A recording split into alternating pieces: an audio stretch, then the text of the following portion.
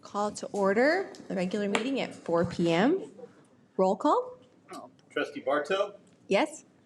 Trustee Matoye? Yes. Trustee Crane? Yes.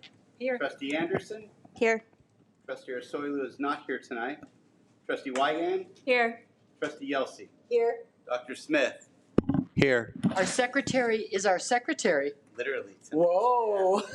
Yeah. Can't wait to hit the buttons over here. I said, other duties is assigned gets us every time. I'm excited. Yeah. All right, moving to adoption of the agenda. It sounds like there was an amendment. Oh, yes. I wanted to make an amendment under 11B. The 2022 Teacher of the Year recipient, Amy Lewis, is the Costa Mesa Zone representing Sonora Elementary. Thank you. So do I have a motion to adopt the agenda as amended? Second. Wait, Do you more wanna make questions? I said, do I have a motion to adopt the agenda as amended? I'm not sure I heard the amendment. So the Teacher of the Year recipient, there was an error in the agenda that had the wrong zone. Oh, okay. So may I have a Good motion catch. to adopt the agenda as amended? So moved. So, yes. Second. So it's been moved by Trustee Matoye, seconded by Trustee Anderson. Roll call vote? Trustee Bartow? Yes? Trustee Matoye? Yes. Trustee Crane? Yes. Trustee Anderson? Yes. Trustee Wygan? Here, yes. Trustee Yelsey? Yes. Right. We move on to community input on closed session items. I do not see any input, so we'll move on to closed session. The items are A, conference with labor negotiator, B, public employee discipline / dismissal / release / employment, and C, student discipline. And we will return to open session at 6 p.m.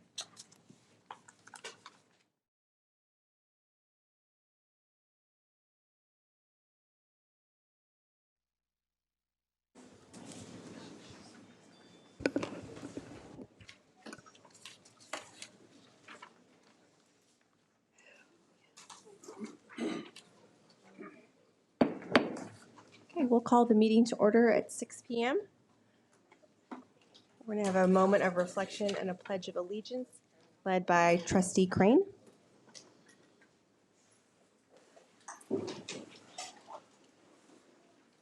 Ready? Begin. I pledge allegiance to the flag of the United States of America and to the republic for which it stands, one nation, under God, indivisible, with liberty and justice for all.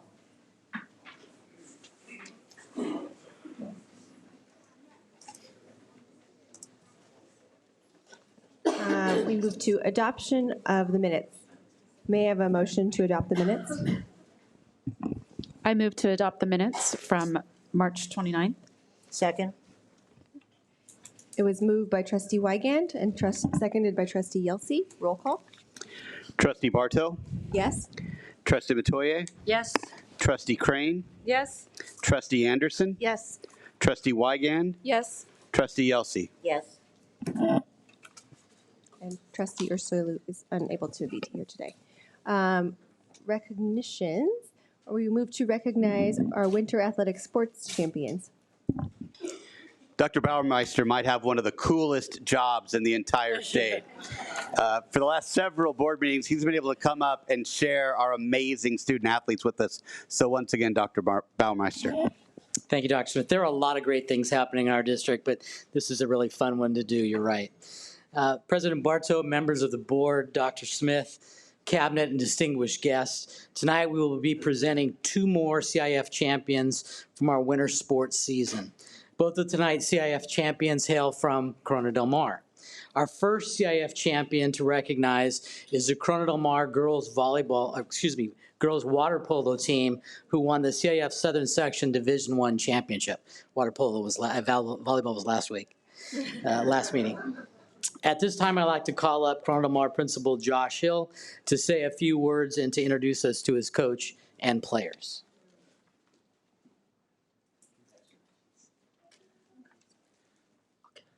I want to clarify that you cannot drown playing volleyball. Melissa Seidenman's first year at CDM as a water polo coach was anything but normal. It was a short season. It was in the middle of COVID. Students weren't even back in school full time, and she was participating in her third Olympics representing the United States on the water polo team. Take away the distractions, and look what she can do.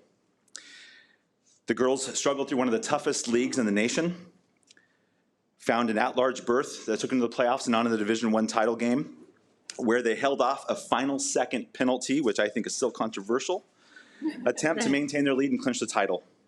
We're proud of Coach Seidenman, her girls, and we're thankful for our parents and our coaching staff who've supported them through this season. Whatever complaints we had about early morning whistles were worth it.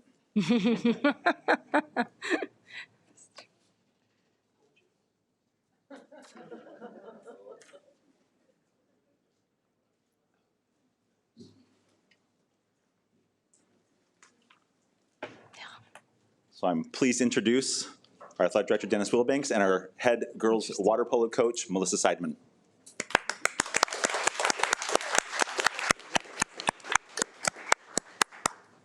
Thank you, board, for having us and recognizing this team.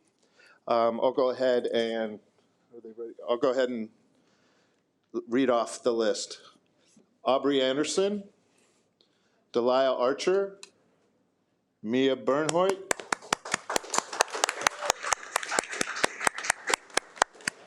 Lily Britt. Oh, cool.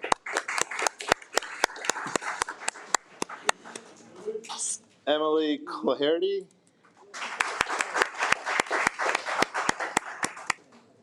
Elia Cohen,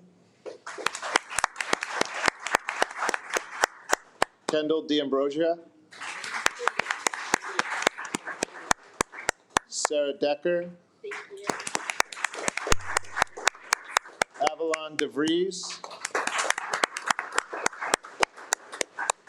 Mackenzie Dolander, Claire Usi, Meredith Evans, Kaylee Ferrison, Abby Grace, McKenna Macedo, Megan Morris, Jillian Schlom, Ava Schoening, Regan Weir, and Tia Wells.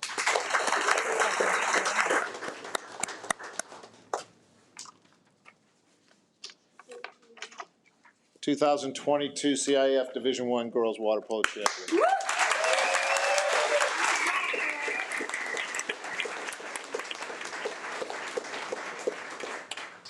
Can I get you in 2 rows, tall in the back, less tall in the front? Less tall. And if you could all just shift a little bit this way. More. All right, we're going to take a few. Smile. 1, 2, 3. Keep smiling. Take a few. Thank you.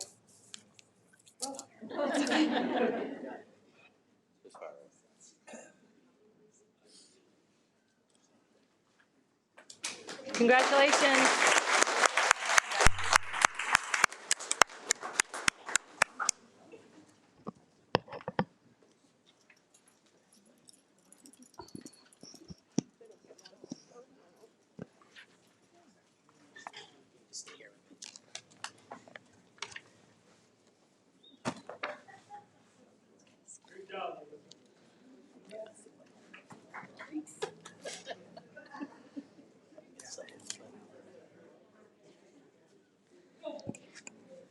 Our second CIF championship juggernaut from Corona Del Mar is the Corona Del Mar wrestling team, who won the CIF Southern Section Division VI Dual Championship. And I would again like to call up Principal Josh Hill from Corona Del Mar.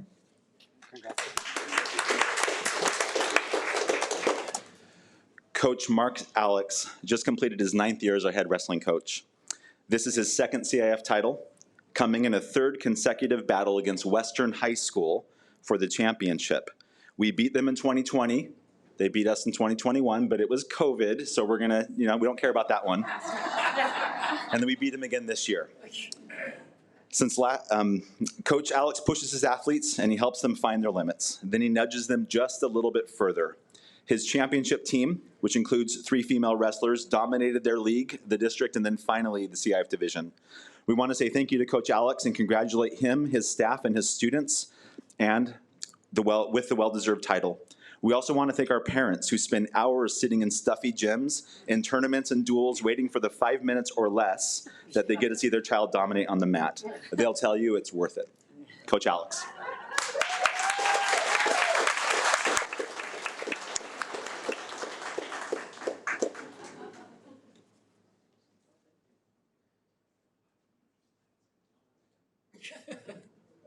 They're already lined up alphabetically, so we're good.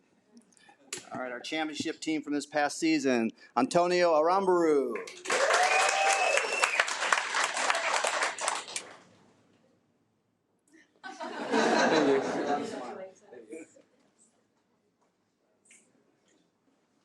Zion Bowling Hernandez.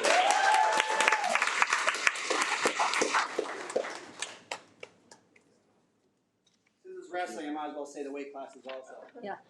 145 pounds. We're not that weight anymore. We're a little bigger. 152 pounds. Eugenio Franco Sandoval. Also finished top 12 in state. Woo!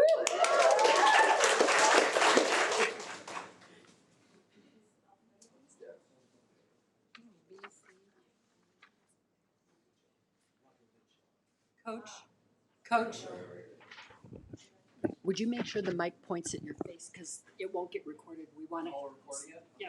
Oh yeah. Boy, this is forever. You can show it to your kids when they say, "Oh, I don't want to do that." Yeah, but look what you get: a piece of paper from the school board.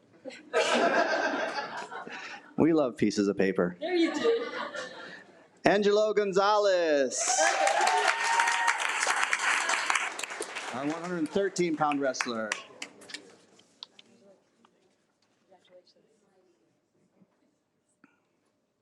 Anthony Gonzalez, his brother. 170 pounds. 182.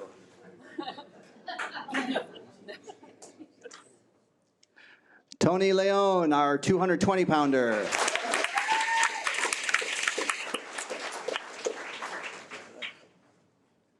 Fourteen members make up a wrestling team, by the way. Brady Mercer, our 106-pounder.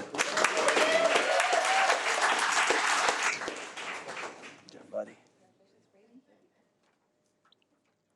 Luke Miller, also a 106-pounder.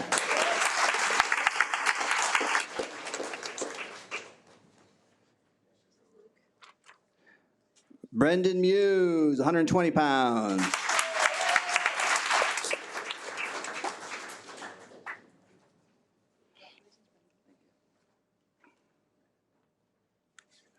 JJ Strap, 126 pounds.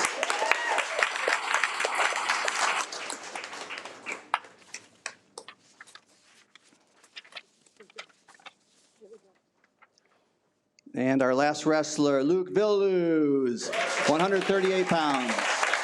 Luke will be wrestling at Cal Poly SLO this next year.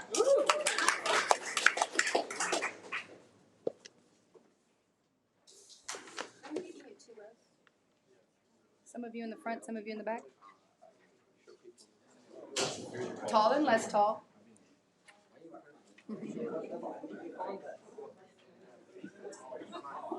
If I can get you all to shift this way, a few steps this way, keep going. And you're good right up front there between them. All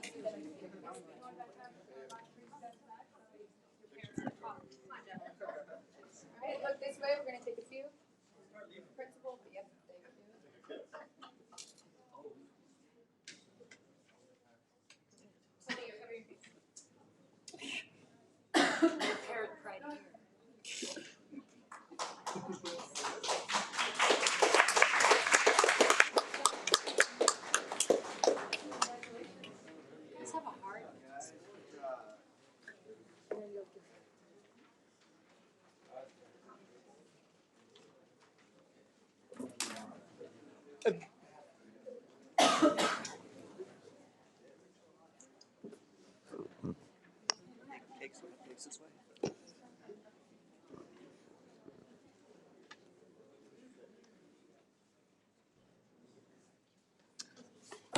All right, that was so great. Moving on, we're going to recognize our 2022 Teacher of the Year recipients. Ms. Olson? Yes, thank you very much. It's so exciting to be able to recognize such fine students and now when we take a look at, we know that our students achieve with the hard work and dedication of our teachers. And each year, the Newport Federation of Teachers has the wonderful challenge, and I'll say that, a wonderful challenge of selecting the Teacher of the Year. So I'd like to call upon Sarah Atwater, the NMFT president.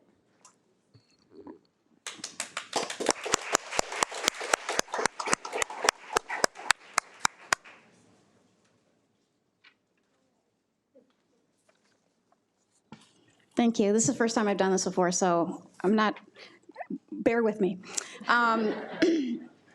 We know that Orange County is home to some of the greatest teachers anywhere. And we're so thrilled tonight to recognize all of the Teachers of the Year.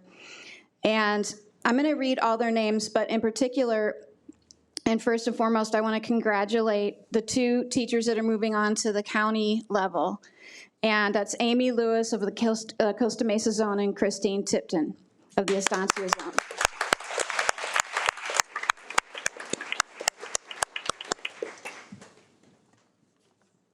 I'll read just this little blurb. These are teachers whose skills include listening, collaboration, empathy, and patience. They have engaging classroom presence. They are loved by their students and colleagues alike. They have a lifelong love of learning, and it's such an honor to recognize them in the NMFT and district-supported process that we collaborate on, and we're just so appreciative of. And additionally, to go to the functions at the Disney Hotel and the banquet, of course. We're just so delighted to have them up. So come on up, please.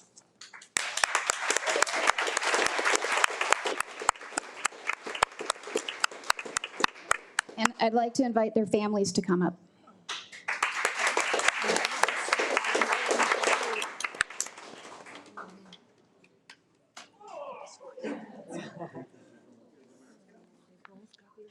Yes.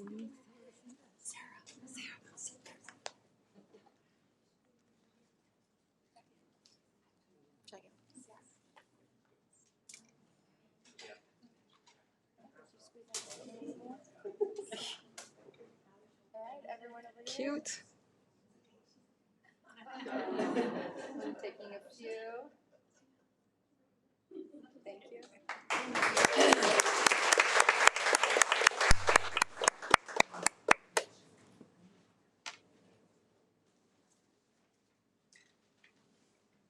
Also their mother and daughter.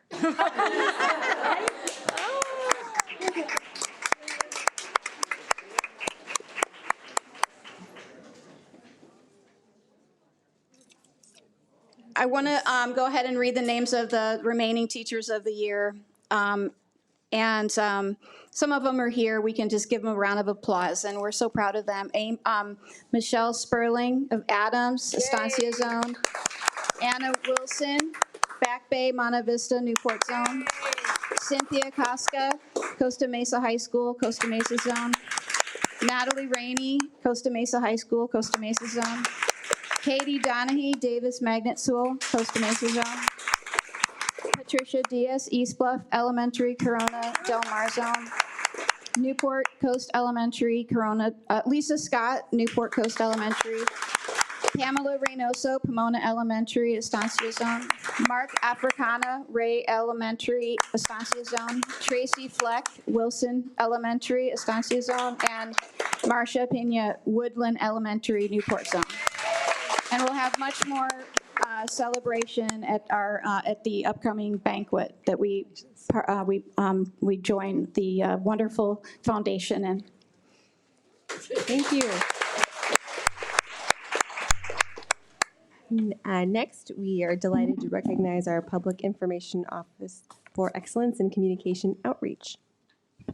Yeah, thanks, President Bartow. Before we move on, I just have to say that besides being related, I had a chance to walk both their classrooms, and I saw something else that they have in common.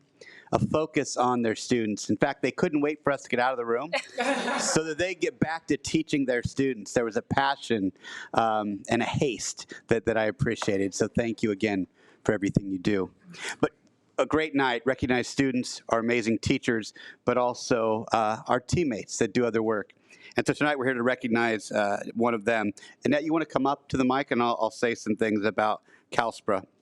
Newport-Mesa Unified School District received 4 awards of excellence from the California School Public Relations Association, or CalSPRA. The CalSPRA Award program recognizes achievement in high-quality communications and public relation programs statewide. And here are the awards that we won, awards of excellence. Standout Student, the School Hero Video Series 2022 CalSPRA Award of Excellence for Multimedia Visual Communications. College and Career Night Social Media Campaign, 2022 CalSPRA Award of Excellence for Multimedia Visual Communications. Career and Technical Education Social Media Campaign, also a 2022 CalSPRA Award of Excellence for Multimedia Visual Communications. And finally, Career and Technical Education Promotional Video, 2022 CalSPRA Award of Excellence for Multimedia Visual Communications. And I'm sure Where's Wes will be next.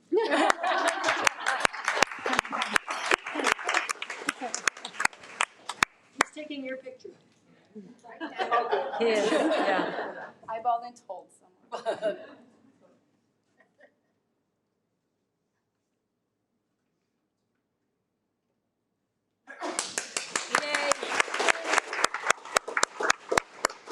Very quickly, I just want to say that the work I do is to stay out of my communications specialist way, because 3 of these 4 awards, if you guys remember, our former communications specialist, Adriana Angulo, these were her concepts and she turned them into life. Our new communications specialist just joined our department in summer of 2021. And one of them is the college and career social media campaign that she did this past October. So we have great employees. Thank you, board, for supporting our department. And Wes, we've loved working with you and we're so excited to do even more great things. And Where's Wes is definitely going to be award winning next year.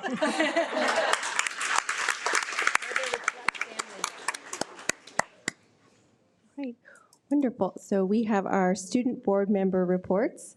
Our initial report topic was what performance events are scheduled in April and May that the board and public might enjoy attending. And we added, as there's a few additional things that were on our student board members' mind, is talking about AP, studies, and stress. So we'll start with our student board member from Back Bay Monte Vista, Marcy.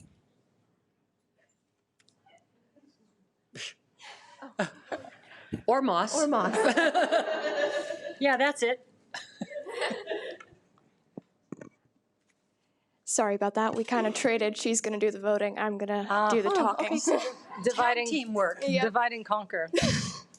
President Bartow, Superintendent Smith, board members, cabinet, and distinguished guests. On my campus, Back Bay High School, we don't have nearly as many performances as high schools like Newport Harbor or Costa Mesa, but next month, as we finish up the year, we have the most events, and now, because of our new dance team, the most performances. A few weeks ago, our dance team made the front cover of the Daily Pilot, part of the Los Angeles Times,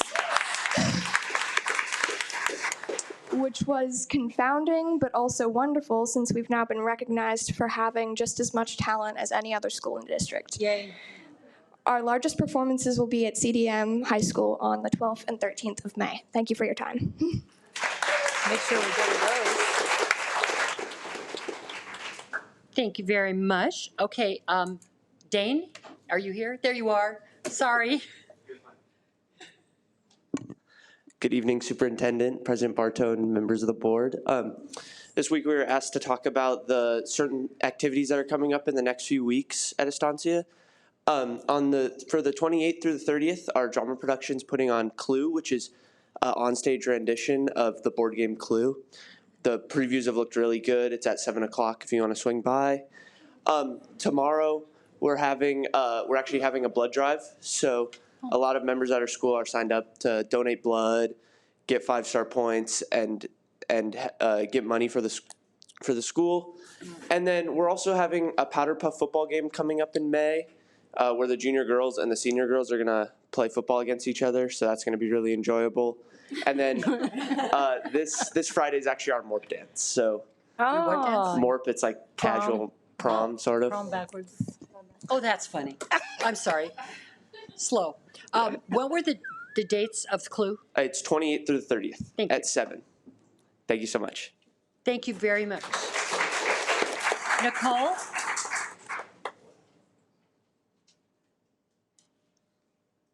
Early College High School is, their end is nearing faster. They are on a true collegiate calendar because they are in early college high school. So you've got like a month left. We do. We end, I think, June 2nd. So Wow. yeah, it's coming up. Good evening, President Bartow, Superintendent Smith, and board members. Early College doesn't have many performance events coming up. We have the talent show on May 13th, if you guys want to come see that. So I will be reporting on the current workload. We actually had our spring break a few weeks ago, so it's been a little bit coming back, but the workload has been kind of tough recently. With the year wrapping up soon, our classes are kind of piling up work. We don't have APs, but we do have college courses. Currently, I'm taking macroeconomics, statistics, and an English class in college, and we're writing our final essays and taking tests, so finals are coming up sort of soon. High school classes are also wrapping up with exams and final projects. I'm still a junior, so I still have yet to take the SAT and ACT, which are coming up very soon as well. And since I am still a junior, I don't have the senioritis yet, but I'm really looking forward to summer. I'm going to be taking a few classes in the summer, but I'm ready for a break from the regular school year. So overall, it's just kind of a tough time for us, but we're almost to the end of the year, and we got this. So thank you. Thanks, Nicole. Sometimes the board needs to hear how busy you are because we've added an extra layer of work on their workload by making sure every Tuesday night here they are, and over the weekend they've all had to read the board agenda like the board has because they're student board members. So it's good to remind us so that we can back off a little on some things. Thank you so very, very much. Thank you, President Bartow. Thank you. All right, now we shall move on. And we're going to be getting applications out to our high school principals for next year's student board members. And if you are a junior, please consider re-upping. We always love experience on the board. Wonderful. It's open to sophomores and juniors, or is that what you're asking? Sophomores and juniors, current sophomores and juniors can apply. Is that what you meant? Is there any more reports? Oh, no, we only have 3. Unless, Kate, you wanted to give a report. Does any? Sure. Come on down. Oh, thank you. Good evening. So at Newport Harbor, we actually do have quite a lot of events coming up. This weekend we have 9 to 5, which our drama production is putting on. They're also doing that next weekend. They open, I believe, Thursday night, or it's Thursday or Friday night, and they'll have that this weekend, and then going into next weekend. We also have a vocal pop music concert coming up. Forget the exact date for that, but I can send that over to you. And in terms of APs, we all start AP testing within the next 2 weeks or so. So a lot of our AP classes have finals next week, just because we're on a different timeline. So a lot of the students are just kind of in crunch mode right now, but then we'll be done in 3 weeks. So that's kind of what we're pushing for. We'll have our regular classes finals.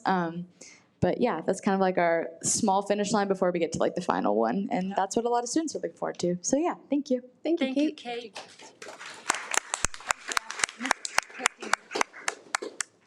All right, and now we move on to Harbor Council PTA report. Ms. Lisa Buller.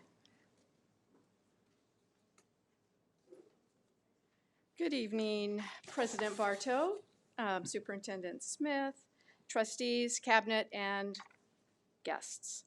I want to remind everybody that this week, April 17th through the 23rd, is National Volunteer Week, and it has been continuously observed since the Nixon administration, and actually started back after World War II. This is another step in the importance between education and volunteers. We want to note that people who volunteer tend to be happier people, and also that volunteering makes people happy. So this is a win-win situation all around for all of us, the kids and the schools. Our children and schools are the beneficiaries of this good fortune, and after all the stress of COVID, it is really nice to be able to see our volunteer faces back on campus. And I know they are very happy to be back. I want to take this opportunity to thank all of our PTA members who give so much to all the kids in Newport-Mesa. This starts with our PTA presidents and their boards and committee people, right down to the volunteer workers who only have 1 hour to give in a whole month or even for the year. We appreciate every bit of that time. And I really want to personally thank all of you. Keep up the good work, and as we move forward into this extremely busy end of the school year time, just remember you are all making a difference in the lives of all the children, not just your own, and thank you very much. Thank you. And now we move to CSCA and NMFT President's comments. We'll start with CSCA President Pam Saunders.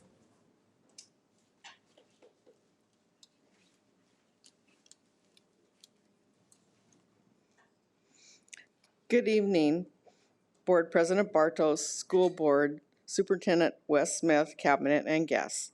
CSCA appreciates this opportunity to speak tonight. Tonight, we would like to make it short and sweet. We continue to thank our classified employees with our ongoing appreciation for their diligence in supporting education and in-person learning for students of Newport-Mesa USD. We are looking forward to Superintendent Smith's visit to our e-board meeting this week. Transportation will be celebrating our bus drivers this week on April 21st. CSEA scholarships have been chosen, and we will be presenting them at the June school board meeting. We will be celebrating Classified School Employees Week, May 15th through May 21st. We are looking forward to the upcoming negotiations. Thank you again from CSEA Chapter 18. And now we have NMFT President Sarah Atwater.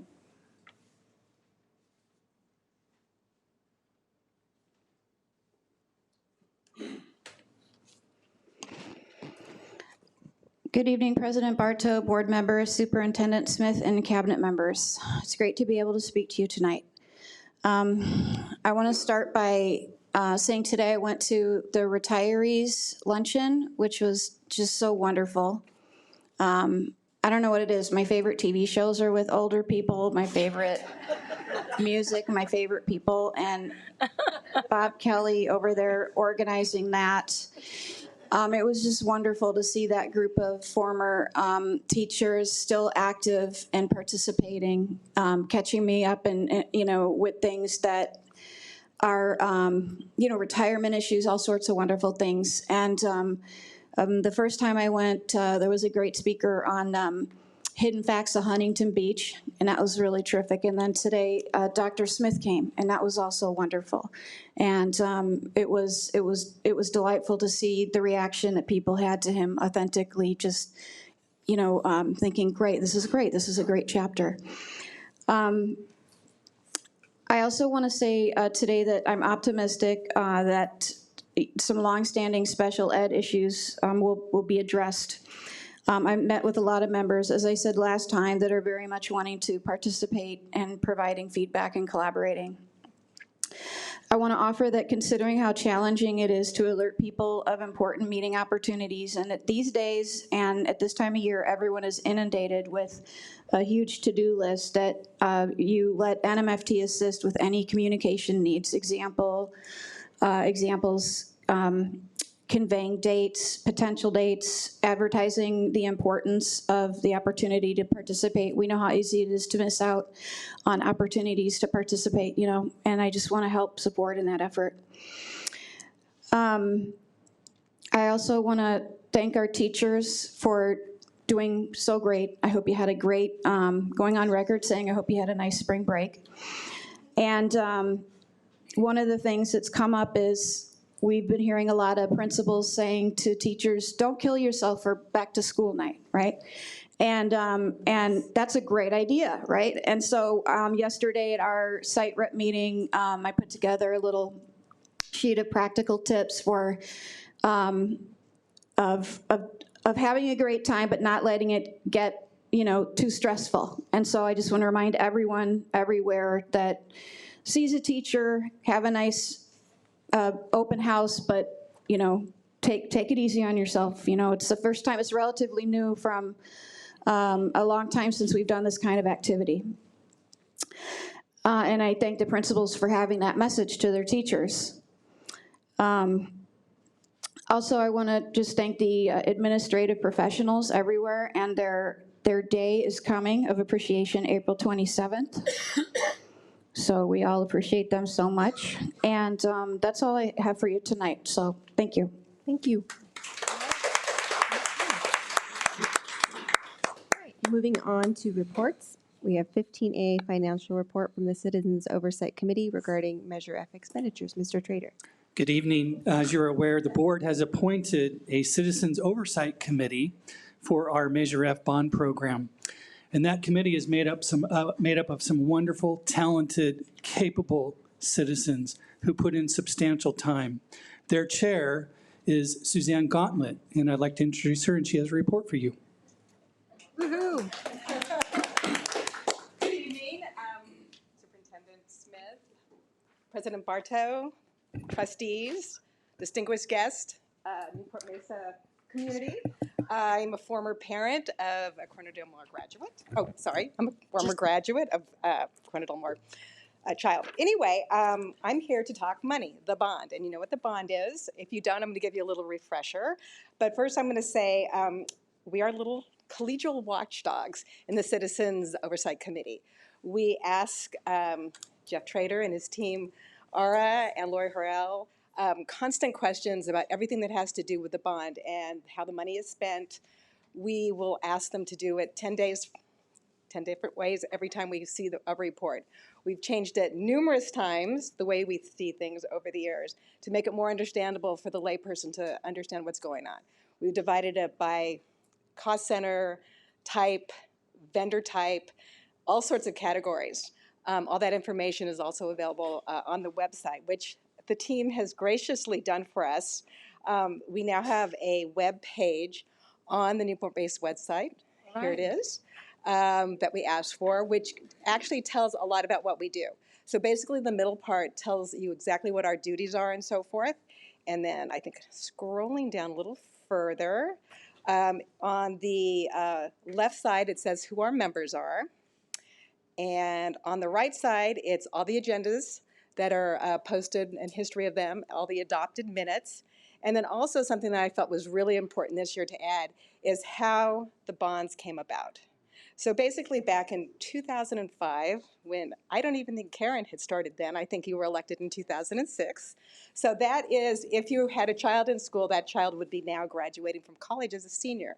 So it's been more than a generation and a half of students who have gone through while this bond has been in process.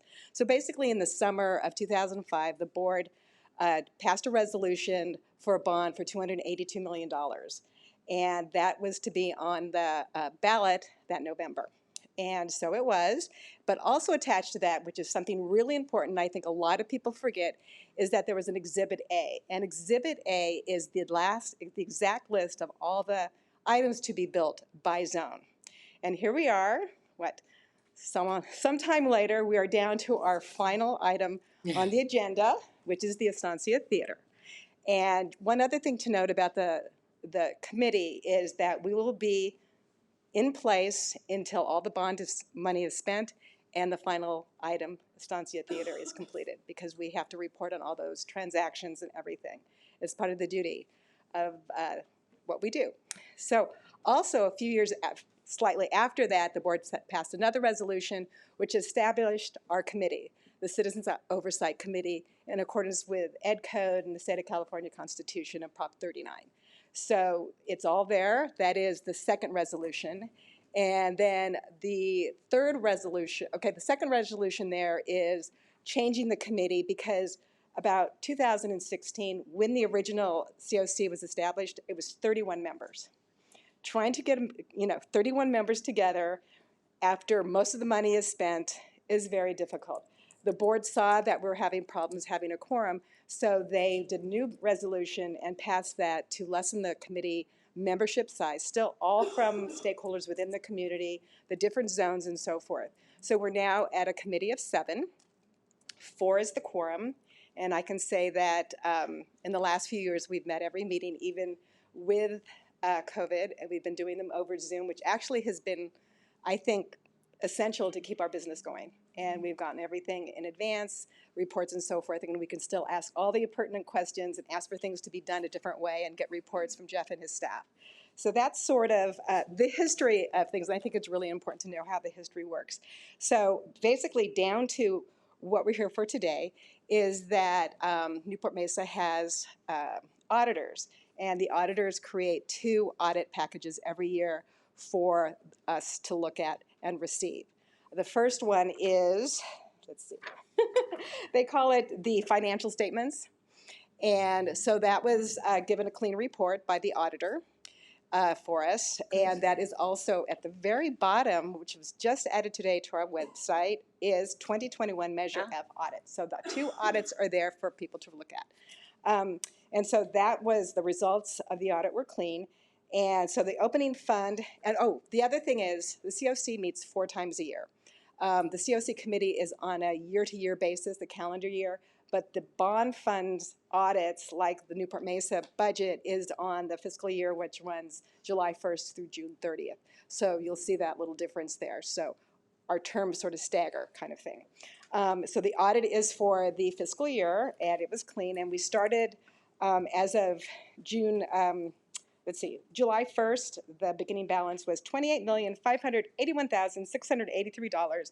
The fund ending balance was $27,984,872 for a net expenditure of $569,811. So that was the net that was spent. And just to let you know, on the Estancia project so far, we've already expended about $2 million on that. So we already have $2 million spent for that project. So the other thing that they do, and it's something that we as a committee are probably more cognizant of because of the way the reports are given to us, is the money being spent properly? Is it being all the appropriate documentation of the invoice matched up? Is it actually for the bond funds as per the bond that was passed? And that too, so they have two distinctions they call out there. Supporting documents for expenditures were aligned with the voter-approved bond list. And then the second thing is supporting documents for expenditures were not used for salaries of school administrators or other operating expenses of the district. So those are the criteria for that particular audit. And the results of that were also clean, but they say it in a very nice way, so I think it's really important to say this.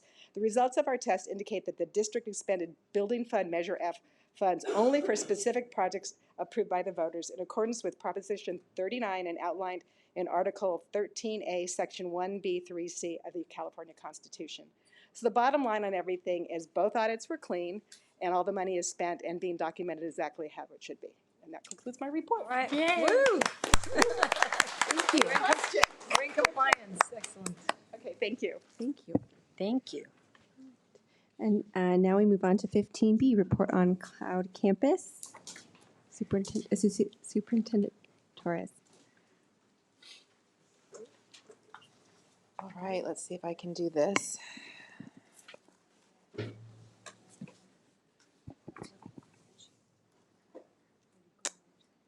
Okay. All right. Let's see if this turns on.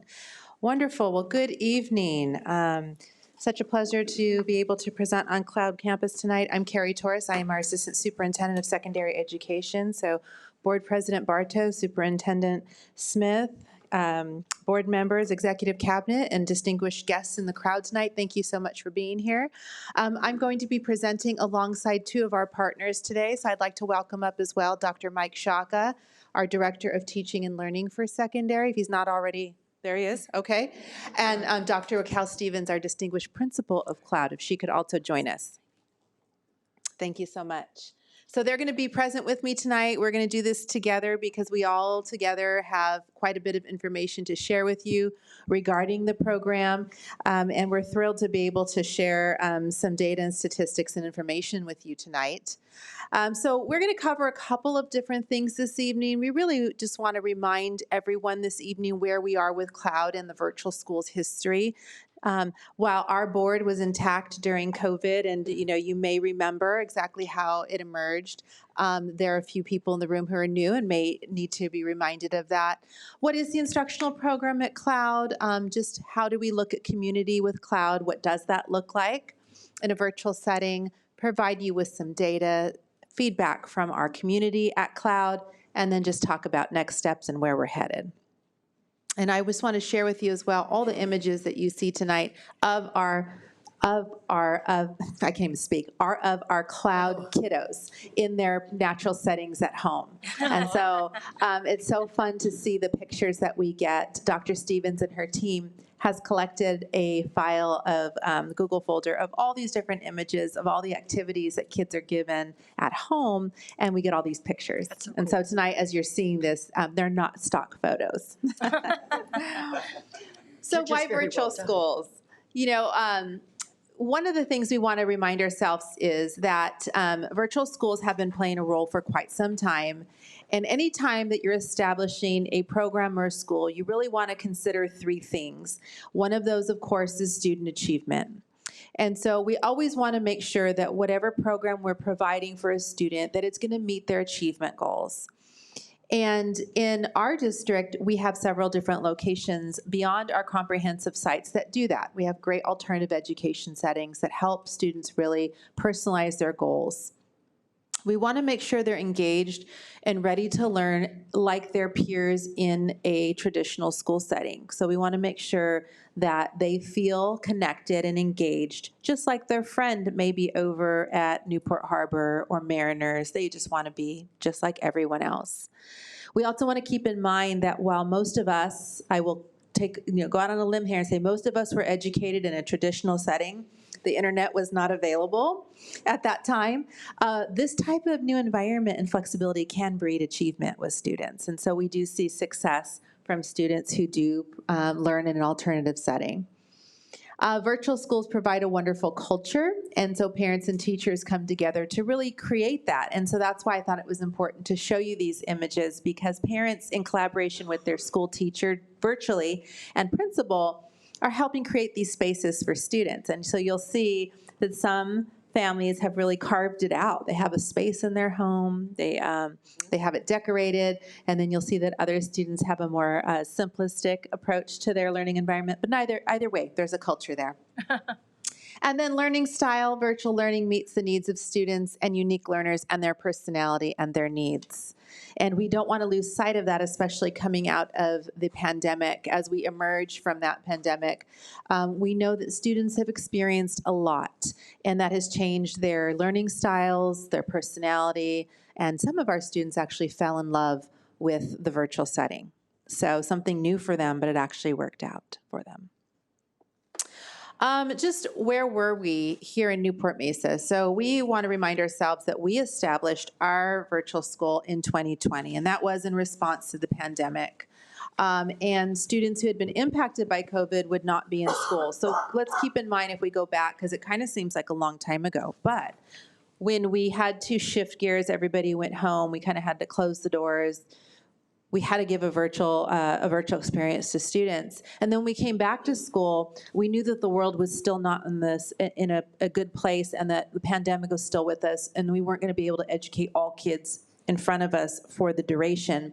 We knew, and we were learning, that there was going to be this punctuated moments in time where COVID was going to spike and come down, spike and come down. And then we had to work with all of our state requirements that came out from the California Department of Public Health, and that landed us as a cloud campus as a response to all of that. So the legislation shifted to help us. So SB 98 came out and allowed students to be able to do this. And so for most school districts in the state of California, we couldn't have pivoted without that, right? So that's kind of where it started. And then we realized that students didn't all want to return to school. And so when We came out of the pandemic, Newport-Mesa opened its doors, things were much better, we were stronger as a community, rates were going down, we were ready to go.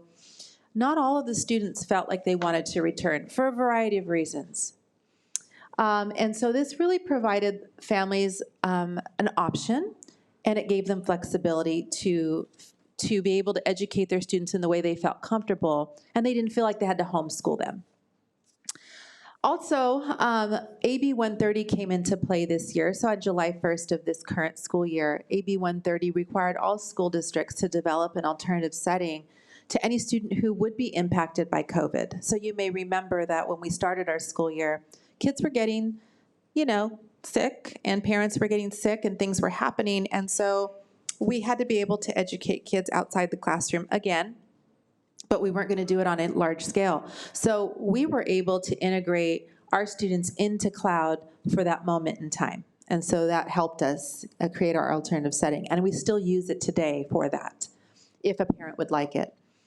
And then, of course, teacher interest. One of the other things that came out of the pandemic is we also had teachers who needed to or wanted to teach online. They became exceptional at it. They enjoyed it. They were good at it.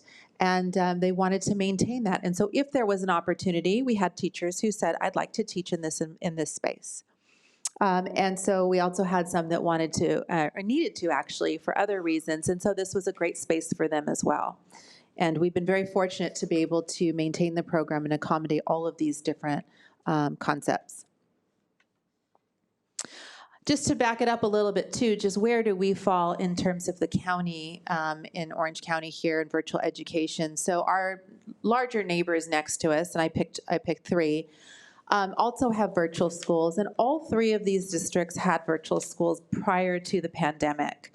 So one of the things that was new for us is we were acting in response to the pandemic. So we had to kind of start from scratch. That's why Dr. Shaka is here, because he's going to talk about a little bit of the history of that.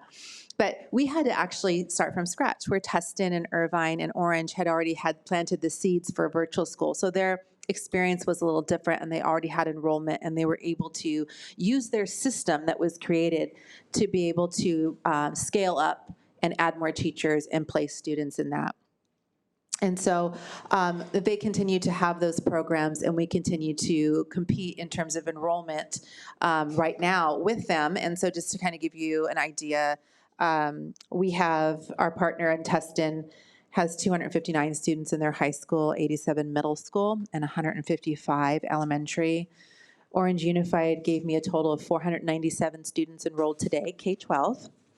And then Irvine has 250 elementary, and Irvine also has 100 high school students and 200 middle school students. We today have had a high of 599 at our height of the year. So our plateau for the year so far was 599. Our current is 342 with 155 elementary and 187 secondary students today. So it kind of lets you see where we are in terms of our current enrollment and then our partners. Okay.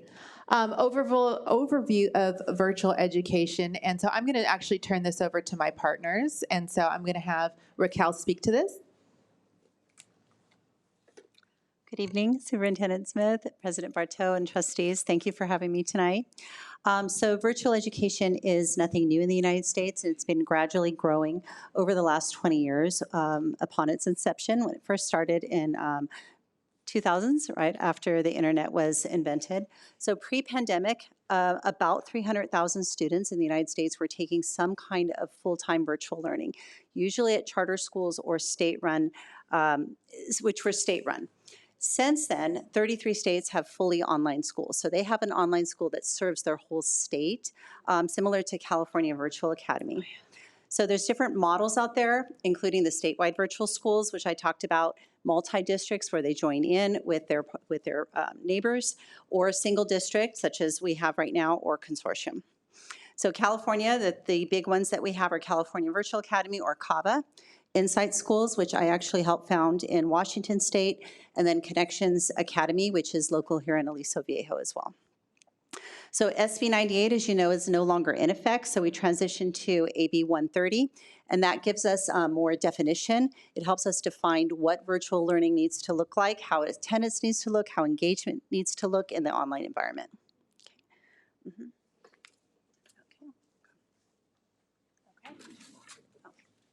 Very good. All right. So part of our vision for curriculum and instruction at Cloud is to really ensure that our classes are running parallel to the extent possible as our in-person counterparts. So taking a look at our elementary curriculum, taking a look at our middle school and high school curriculum, and making sure that we're using the adopted materials and that we have robust offerings. So part of that is creating an attractive course catalog, and it includes a widespread, including our AP classes, our core classes, support, elective, and enrichment. So part of that comes with making curricular decisions about course offerings, how we're going to structure our electives, how we're going to structure our master schedule to make sure this all works, and how do we do that with our courses that are traditionally in person. For example, what do we do with virtual labs in science? What do we do with bio labs, chemistry labs? Looking at robust simulations for labs that are UC approved. And how do we do Project Lead the Way, which we do have, and our students have materials at home and they're able to create these projects and take really cute pictures of them and send in their architecture work, which is super fun. And then grade level alignment challenges. So when a student comes in and out per AB 130, they have 5 days to enter Cloud or to exit. So how do we make that transition for them if they're coming from a different unit ordering, if they're coming from a different pacing than we do at Cloud? How do we make that transition and help with those alignments with our transfers?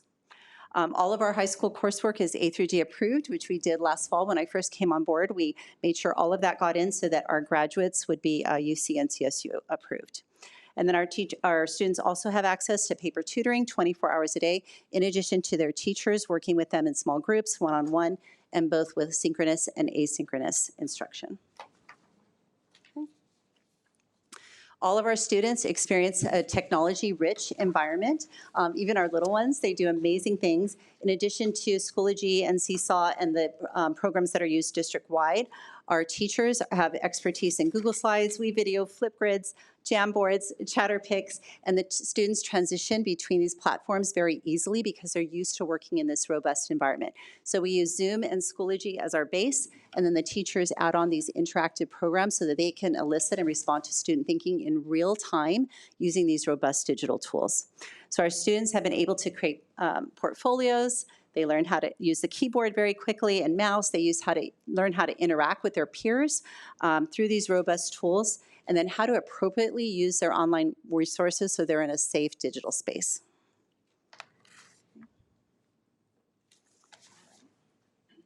Thank you. President Bartow, Dr. Smith, members of the board. If anyone's been part of opening a school in the past, it generally is a 2 to 3 year planning process in which you do a feasibility study amongst lots of other long-term hiring.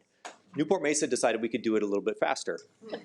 So over the course of 6 weeks, Newport-Mesa chose to open a K-12 school. And I say that with serious, how impressive that truly is from the support from everyone in the district. It truly was an amazing feat.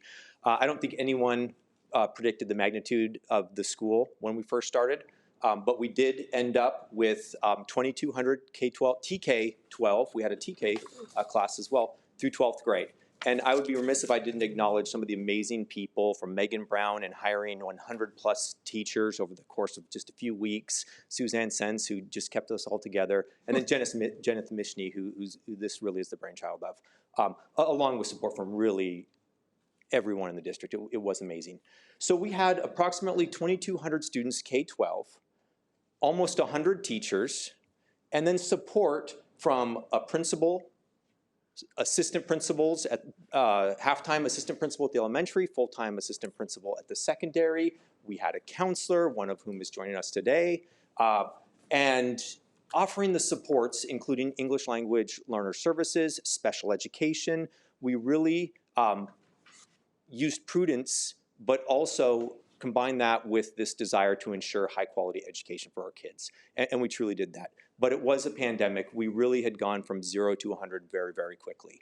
And so all of the tools you take for granted in a normal school year, things like building a master schedule, access to Schoology, just how you communicate with the families, all had to be figured out. Processes and systems had to be created just for simple tasks that we could not foresee. So it was a long journey to start with, but looking at where we started to where we ended the end of the first year, by the end of the first year, these incredible teachers were focused on a high leverage instructional practice of providing timely, actionable, meaningful feedback, and to go to really focus on instruction in that short of time from our TKs all the way up to our seniors was truly, truly amazing. And I really do want to thank all of our amazing educators. We also had grade level alignment. Some of our grade level teams in first grade, for example, 8 teachers. 8 teachers in most of our elementary grades, so it was truly amazing. And you can see down at the bottom, we spent approximately $11.7 million for cloud the first year. And he didn't get one gray hair in any of that, right? And it is quite remarkable when you think about the way he's described that, because it's quite the lift when you think about trying to get all of those pieces in motion and being able to have a real quality program. That's important, because one of the challenges with virtual education is ensuring that your students are receiving high quality education. And then we go to year 2. And so that's kind of where we are right now. And so you will see that we did some right sizing after we got our enrollment numbers. So you'll see that the original cost was about 11.7. And after we reflected and after we talked to our parents and we've determined who was actually going to be in cloud and who was going to return to their home schools, we landed on this staffing.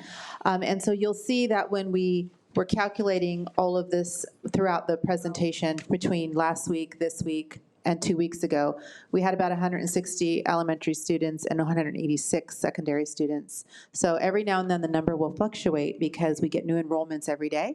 And then we have students whose families will say, we'd really like to go back for the end of the year activities at my school. And they go back. So that's the beauty of our program, is it's an ebb and flow. But you'll see that there's our staffing. So we have added staffing in a unique way. So our traditional teachers, we right-size that, we staff that appropriately.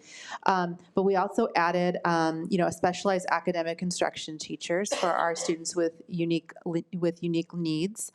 We added an intervention teacher. We have our specialists that are pushing in. We have speech pathologists. We have hourly support teachers like we have at our other schools. And then you can see all of the support staff. And so now it runs as it would if it were a brick and mortar school. We have the same levels of support in place for cloud in year 2 for the 400-ish students that we serve on any given day. And that new cost is now reflected, and you'll see that it's just about $4 million. And that is an actual staff photo. So those are all of our professionals who work in our cloud and who all are smiling, who look very happy in their current roles. And just a breakdown of the budget, just because we, especially myself coming in new this year and trying to understand where and how we spent the money is exceptionally important. And we continue to plan for next year, so please be mindful that right now we're at 4.1. We have that budgeted. We did use a significant amount of our COVID dollars. You all know that we have lots of different pots regarding COVID money that's coming from both the state and federal government. And Jeff Trader and his office, in collaboration with Vanessa Gailey, identified dollars to be able to support cloud. And we do have that budgeted.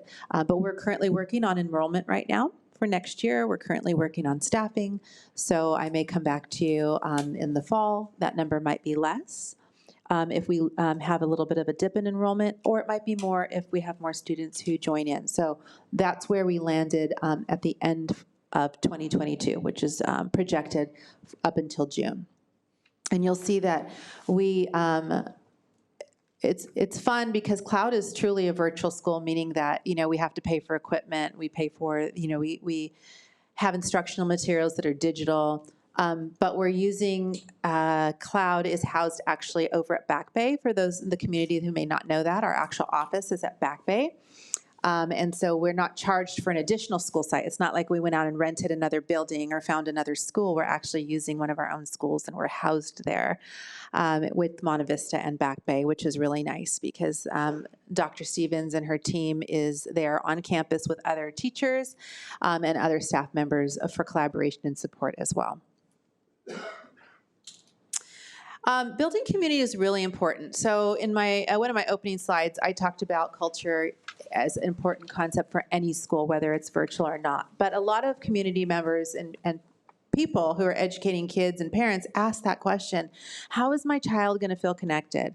I've been a parent who's been volunteering for years, and now I'm coming to Cloud. How are you going to connect with me?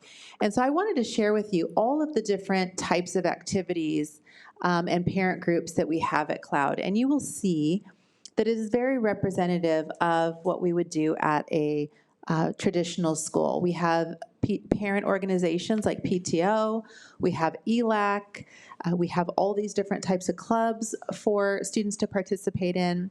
Dr. Stevens does a wonderful flag deck, a virtual flag deck. It's so cute to see the kids doing the pledge at home, and parents are involved. So they are doing their role as well as, as a parent, engaging in the process while they're home with their student. A lot of the teachers will assign activities and things for students to do that are actually hands-on learning at home. So students will record themselves doing their activities. You'll see we have kids outside, they're out hiking. There's your flag deck to the right. We have a student who's cooking at home. He's doing a recipe and recording his activities and sharing it. So very creative in a 21st century world when you think about where we are today and where we have been in the past. And so parents have been very complimentary of the types of activities that the students are able to do. And then I'm going to let Raquel talk about highlights. So we have made a lot of gains this year, and we have a lot to celebrate thanks to our awesome teachers in our community. So some of the gains that I want to highlight today are the building of our community, our Cloud culture, our phoenixes, through our school assemblies, guest speakers, awards, SOAR awards, academic awards, recognition, and student mentorship and journalism. We also collaboratively defined with our wellness team our tiered interventions so that we can readily identify a student who may be struggling in the virtual environment and make sure that they have the interventions needed to be successful. We also collaboratively completed our PBIS SOAR matrix. So we defined how behavior needs to look in the virtual environment. What do the kids need to do when they're in Zoom? How do they engage? How do they engage in a breakout room? How do they engage when they're working asynchronously? So all of those, we came to definitions and we defined our SOAR matrix. Self-respect, ownership, and resilience and acceptance. We defined what attendance and engagement looks like in the online environment and how that needs to be monitored. We created a school-wide digital safety plan to make sure that our students are safe in the virtual environment and the teachers have the settings in place that we need to make sure that we're safe. We are having our first ever in-person prom this year in collaboration with Early College and Back Bay. We are super excited, along with our first ever in-person promotions and graduations for 6th grade, 8th grade, and our seniors. So super exciting about that. We have a few in-person days. Actually, we just had one yesterday for our Let's Be Kind week.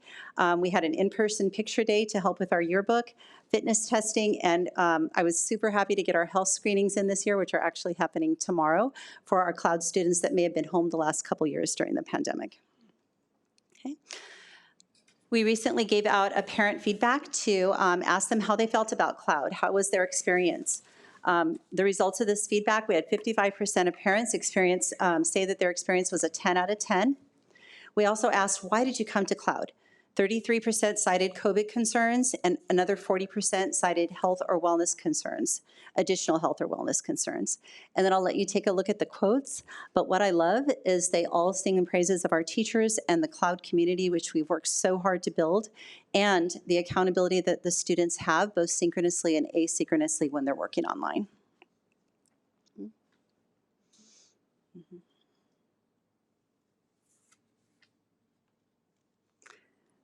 It was really amazing to see the feedback. I really enjoyed reading that and reading the quotes that the parents sent in.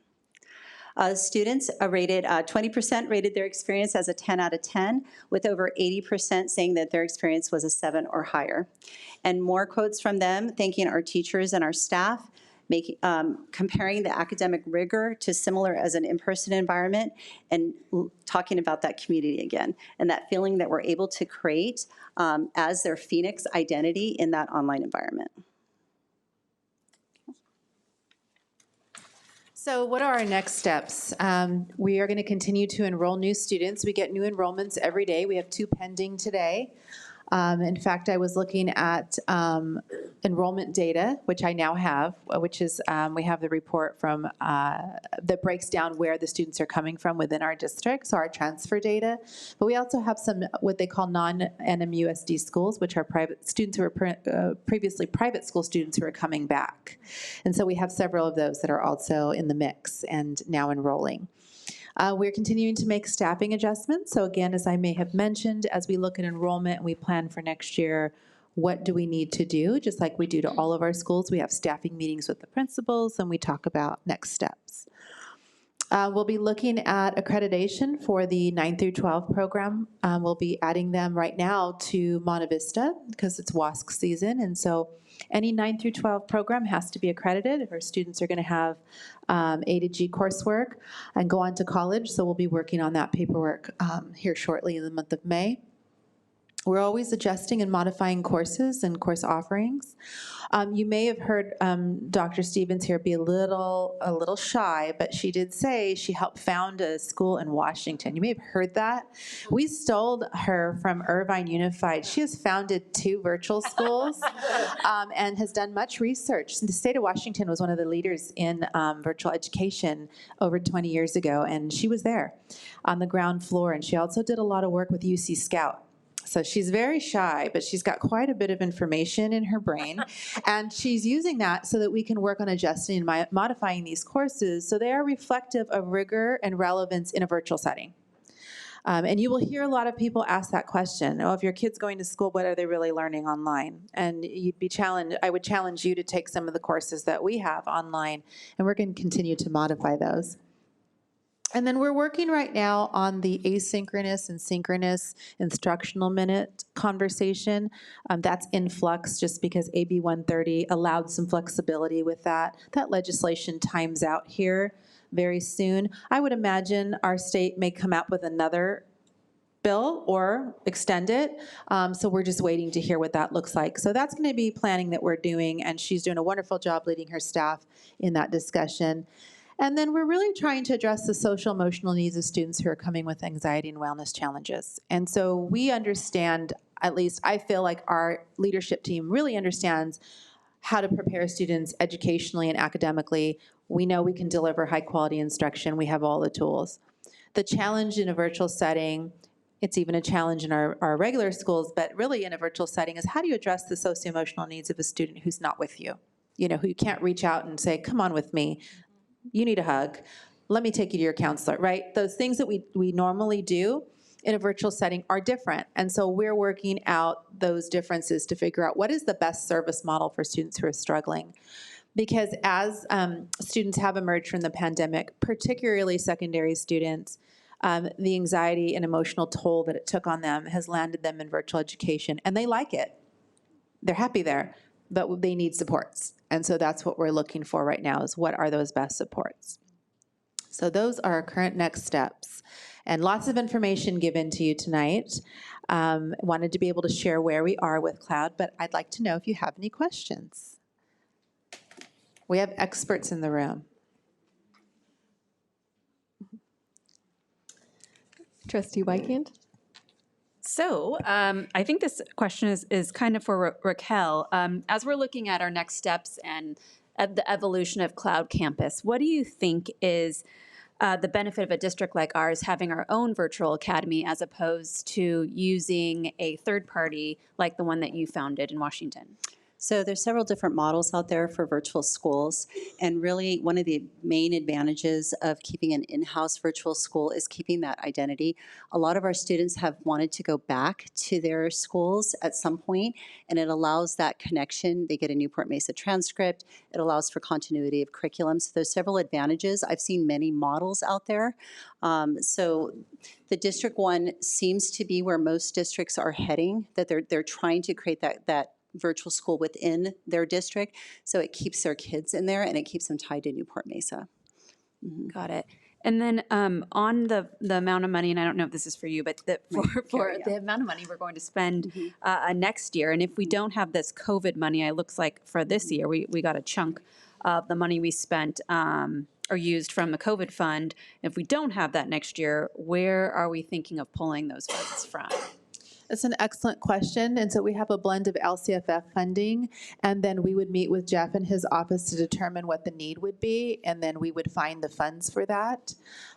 So that is going to be a conversation that we're having. I know Jeff Trader always reminds us that this money, this particular pot of gold, will time out, and that we do have to start planning for where we would place that expense. Okay. So it is a conversation, and it may be the same amount of money, it might be less. Got it. Or it might be more. So TBD until the summer? Yes, it is TBD until the summer. And then we're in budget season right now, so we're talking about that as we speak. Okay. Yeah. Thank you. Trustee Matoye. I apologize for not getting you this question ahead of time because I usually do and I didn't. Does Cloud have its own CPS number, or are we still blending it with Monte Vista? We still blend it with Monte Vista, and that's something that as we move forward, we will make a decision at some point in the future what we're going to do with that. Yes. Okay, because... So she asked if we have our own CDS code, and so that would be our state code with the California Department of Education if we're recognized as a school, and we are not recognized as our own school. We are tied to Monte Vista. Okay, well, you've got to vote for being your own school right here. I appreciate that in Newport-Mesa, we have several options for our students to be successful. If you're comprehensive, which makes me laugh because all of our other schools are also comprehensive, but they don't have sports or they don't have something. But the 4, quote, big zone schools works for a lot of kids, but they don't work for everyone. That's why early college is successful. That's why Back Bay is successful. That's why Monte Vista is successful. And that's why I feel that we should work towards having Cloud Campus be its own school. Now, I still think having all the alternatives on one campus makes a lot of sense. So where you're located isn't what bothers me.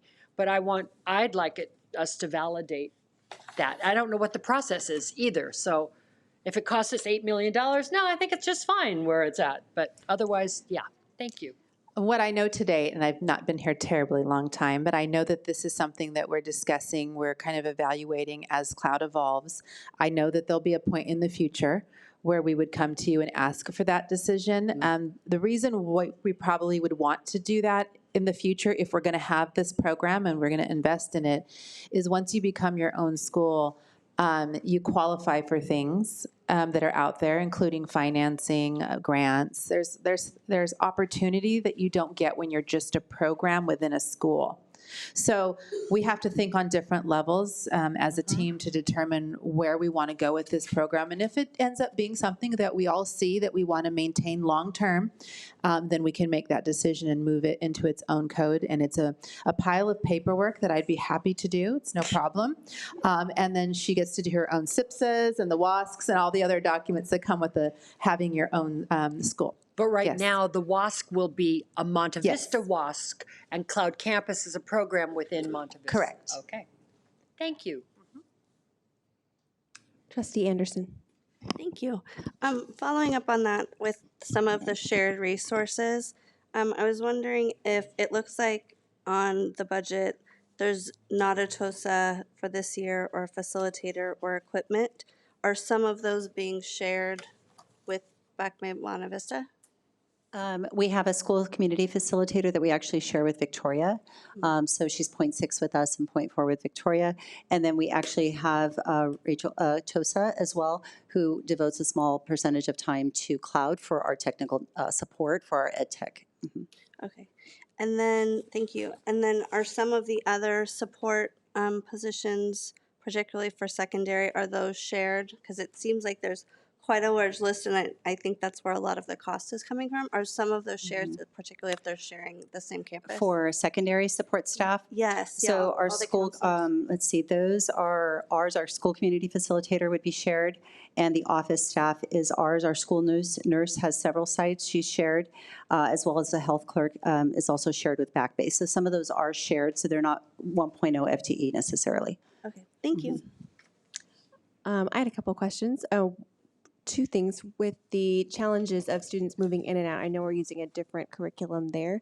How do we address those standards when they're moving back from Cloud Campus to their home school, or vice versa? So you're asking about transfers in and out at the various levels. Okay, so for elementary, we're using all Newport-Mesa curriculum. Okay. So really the challenge there is the ordering and pacing. So if the teachers are a couple weeks off, they're not quite at that unit, we have we let parents know that there could be a period of transition where they're going to expect a little bit of discontinuity in the curriculum until they're fully on board with cloud. So same thing going out. I like to connect the teachers together so they can debrief and let them know where they left off, and that way they can pick up so that student has a warm handoff and we're able to get that transition be a little bit smoother. For high school, it depends on the books being used. It's a little different because they could be using a different text. They could be using different resources. So it's a bigger conversation about continuity and curriculum. So our teachers also connect with the previous teacher if possible, and they're able to transition them, at least get an idea, or just ask the student, hey, have you done the Cold War? Have you done this? And they're able to onboard them effectively. It just takes a couple weeks for them to get fully acclimated. That's really, which is normal. That's really wonderful. It's normal for any school, though, when they transfer. 100%, especially at secondary, yeah. Exactly. So in addition, our students have a learning curve for the virtual programs, so we just have to make sure that our onboarding is effective. Thank you. And then my other question was regarding clubs. Are they all virtual? Do they meet in person? How does that work? They're all virtual. Okay. So it's amazing. We have our guitar club, our ukulele club, and our business club. And our travel club. They take virtual field trips. They did one to Ireland on St. Patrick's Day. It's super cute. So we do have some select in-person events, but they're not mandatory because our school is virtual and our parents are drawn from all over the district. So transportation is always a consideration. So we just did our Let's Be Kind Day. We had a kickoff and a little type of carnival type thing with booths and food. It was super cute. So cute. We had over 100 students come, so we were super proud. Yeah. Thank you. Thank you so much. Oh, Trustee Crane. Yes, hi. A couple of questions. Thank you for all the information. So is there a path for the secondary students to have CTE in any way, interaction with the coastline? So we do have one CTE teacher, and we've designed the engineering pathway through Project Lead the Way.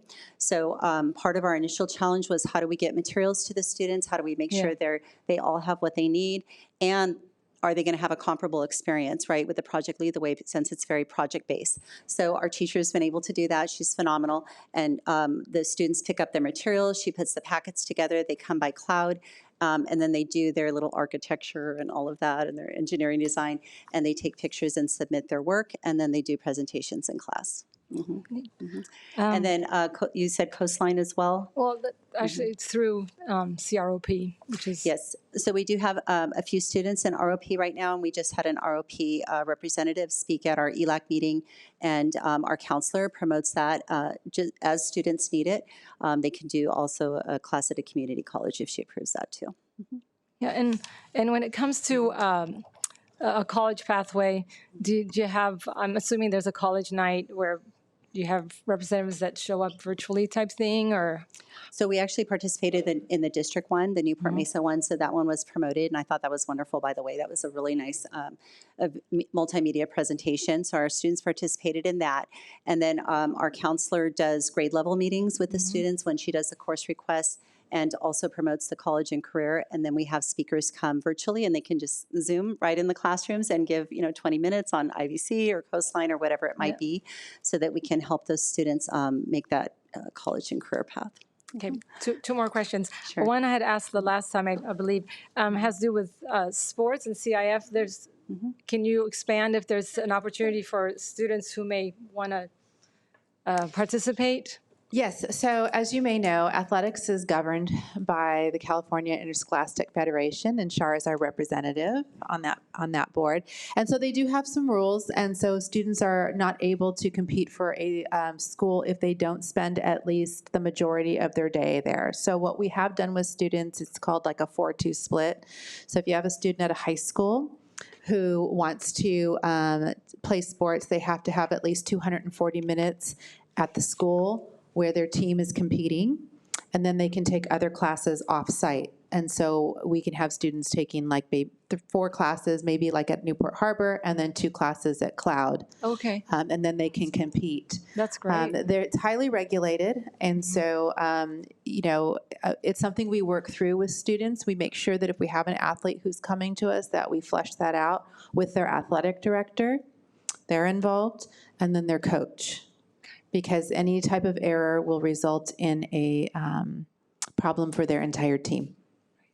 So we're very cautious about that. That's great. And lastly, I just wanted to make a comment. I do know that Cloud Campus is hosting Living History on Zoom on May 10th. And we were invited to attend as trustees. And I think that's wonderful that the veterans are involved with Cloud Campus as well. That's great. Thank you. Thank you. I feel like I would be remiss every time that we hear about all of the work that went into Cloud starting initially. I feel like we just have to thank Dr. Shaka and all of the team that put that together. I mean, it's like It really was amazing 6 that it happened so quickly. I still can't believe it, and I think you just did such an amazing job, particularly leading in. It's been so nice to hear your leadership with this too. Thank you. Thank you. Thank you. Good stuff. All right, and now we move on to community input on non-agendized items. Okay. We have 2 comments. Go ahead. This is an opportunity for the public to address the board regarding items not on the regular meeting agenda.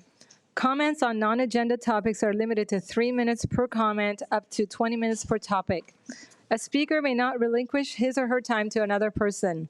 By order of the Brown Act, Section 54954.2, the board will take no action nor have any discussion or on non-agendized item. The superintendent may provide clarification during superintendent's comments. Right, so we have 2 comments. First from Sandy Gordon and then Janice Fisher.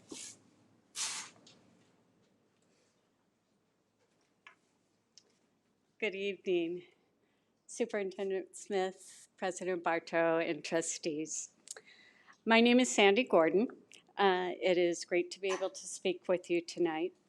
I am a teacher of special ed children in our district. I am cautiously optimistic that some long-standing issues surrounding the special ed department are going to be addressed. It is my understanding from a special ed check-in meeting with NMFT that a task force or some kind of collective group is going to be formed to begin receiving input and participation on the topic of special education. I do want to clarify, though, that an email was forwarded to me on April 5th, which was sent to only people from the Superintendent's Advisory Committee, so about 50 people, only a handful of which are special ed staff. This email referenced a small focus group, which is fine, but I'd like to seek clarification that this is not the same as the task force, and for the task force, a much wider net will be cast to all special ed and general ed staff who would like to participate. I'd also like to offer that I think it would be great if we are indeed going to have a task force that everyone understand it's happening sooner than later, and that people who have ample opportunity to respond to contact efforts in order to participate. I understand the special ed department may have already considered these factors and are working towards the same ends. As someone heavily invested in our special ed program, I thought it would be best, best to be proactive in seeking this clarification. Again, I just want to be sure that the small focus group sent to the standing committee, which may not be plentiful enough staff, is not representative of the task force startup efforts and execution. Thank you. Thank you.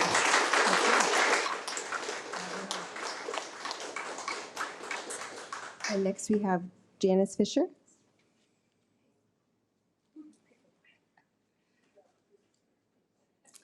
Hi, thank you, Dr. Smith, President Bartow, and board members, everybody behind me. Let's see. So I do not teach special ed, but I had, and I loved the children, but not the job. I feel like my coworkers or peers and colleagues are overwhelmed, and the ones that teach special ed are so overwhelmed. And I do hope we have a bigger task force. It's a big job, and when I go home, maybe I have another hour or two, but they've got like 5 more hours. And on weekends, their whole, probably 10 or 12 hours every weekend, if not more, doing IEPs and other things. So it's just a big job. I feel like they need to be applauded when they walk on the campus. Then the situation of AIDS, it's hard to keep the aides. So I feel like we need to incentivize it and have a better system, maybe better pay, awards, reach younger people, maybe in colleges, going to school to get their special ed degree. Somehow we're not, I don't know what we do. I have no idea because I'm not in it, but there's got to be something to keep them. And yeah, so anyway, I guess I just hope there is a task force and help my peers and colleagues that teach special ed still. And it's a win-win for the students, obviously, as well. But there's a great need. Thank you for listening. Thank you.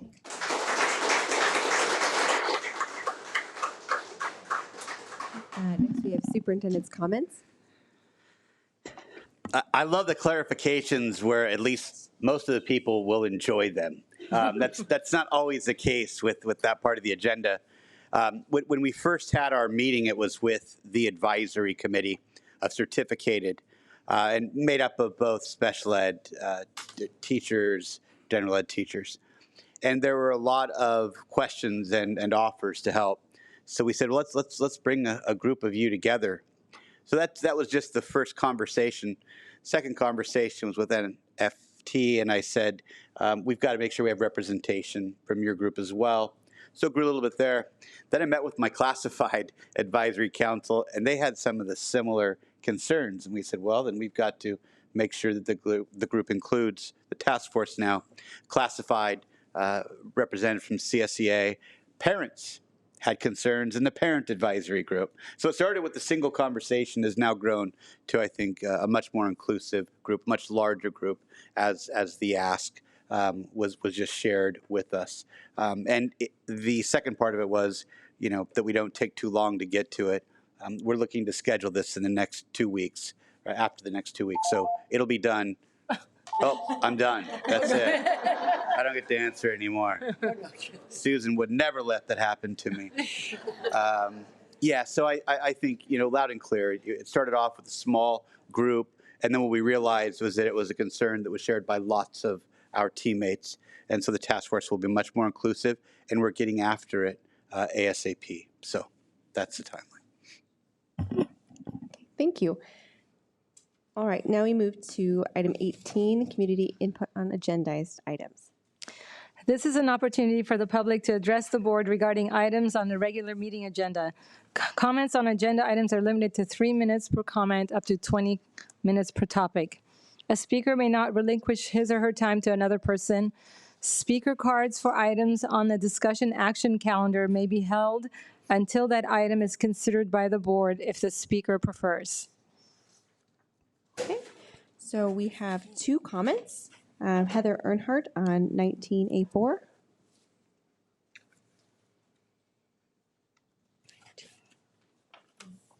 Which one? Repeat the number. Oh, on consent calendar item 19A4. Good evening, Superintendent Smith, President Bartow, board trustees, student board members, and cabinet. My name is Heather Earnhardt, and I am here tonight to ask you to approve the evaluation for the upgrades to the Winds Theater at Newport Harbor High School. My family just relocated here from Chicago back in August, where both of my children were involved in the performing arts from a very young age. They now are enjoying the incredible performing arts educators they have here in sunny, warm Orange County. Yay. Giving the performing arts priority in our schools is vital to the health of our children. We all know what a toll their mental health has had recently, and performing arts are proven to help children, teens, and us adults by reducing anxiety, stress, and combating depression. They boost our confidence, they make us feel more engaged and resilient. They create a space for social connection and create a sense of belonging. My kids were actually recipients of this social connection and sense of belonging almost immediately when they joined the performing arts program here, and I'm so thankful for that. But the quality of education and performance for our students and the surrounding zone schools who also use our facilities has suffered due to the current condition of the theater. The theater needs upgrades since it was built long ago in an analog age, very analog. In the district, it's my understanding that 2 new theaters have been completed since the Wentz was built, and they're much more in line with the digital world in which we now live. Here are just a few examples of the state of our theater. Floppy disks. Yes, some of the theater lighting systems run on 3.5-inch floppy disks. Old lights. There are no longer replacement parts being manufactured for some of our lights, so they must be deconstructed in an attempt to salvage parts from old pieces. Unreliability. The audio-visual system is prone to not work at any given moment, and this causes a lot of anxiety and stress for our student performers. I have 2 recent examples of that. Just yesterday at the tech rehearsal for the upcoming production of 9 to 5 the musical, everything was halted for an extended period of time, over an hour I was told. The audio system would not work properly, and students and staff were finally able to repair it by taking parts from other sections of the audio system, moving them to the parts not working, and this is not a good cycle to be in. The lobby has 1 small video monitor, but no sound capability, and the stage is warped, which makes it difficult and unsafe for the performers. There's also one other important piece missing in this upgrade process being proposed, and that is the involvement of all of the stakeholders of the theater. The theater department director, the vocal music director. Sorry, that's your 3 minutes. Okay. If you want to send that to us so we can hear the rest of it, I'd love to hear It the was rest. sent, or we have a longer letter from the boosters that was sent today. Okay, thank you. Thanks. All right, and next we have Wendy Leese on item 20A.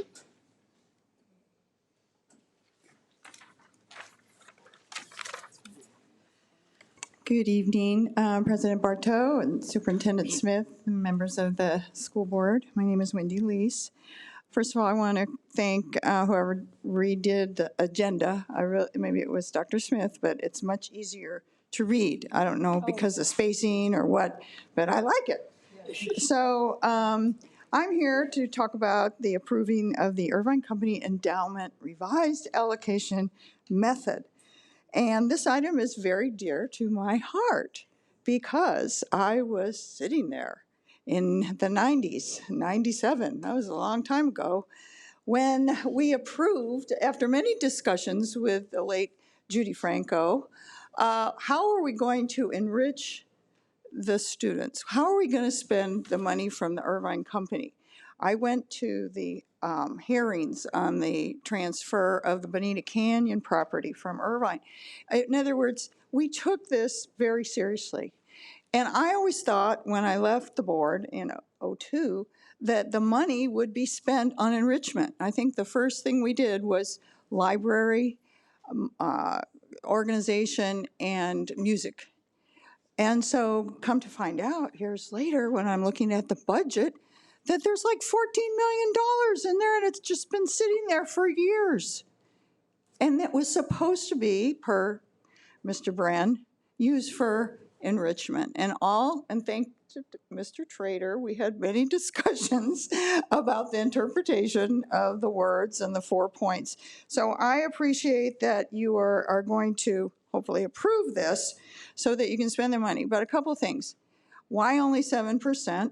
That's only $400,000. I don't know, but I haven't looked lately. And I want to thank Trustee Anderson, too, because I know she was pushing for this to be clarified.